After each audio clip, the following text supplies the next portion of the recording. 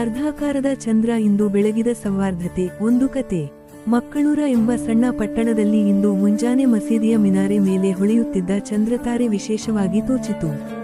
ರಮಜಾನ್ ಮುಕ್ತಾಯದ ಕೊನೆಯ 10 ರಾತ್ರಿಗಳು ಆಗಿದ್ದರಿಂದ ಪಟ್ಟಣವೇ ನಿಶ್ಶಬ್ದ ಭಕ್ತಿಯಿಂದ ತುಂಬಿತ್ತು.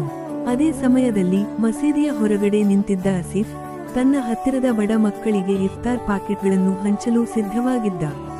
ಅವನ ಸ್ನೇಹಿತರು ರಹೀಂ, ಸಮೀರ್ ಮತ್ತು ನಜ್ಮಾ ಎಲ್ಲರೂ ಸೇರಿ ಕಳೆದ 3 ದಿನಗಳಿಂದ ಹಣ್ಣುಗಳು, ಖರ್ಜೂರ, ಜ್ಯೂಸ್ ಮತ್ತು ಚಪಾತಿ ಸಬ್ಜಿ ತುಂಬಿದ ಪಾಕೆಟ್ಗಳನ್ನು ತಯಾರಿಸಿ ಎಲ್ಲೆಡೆ ತಲುಪಿಸುತ್ತಿದ್ದರು.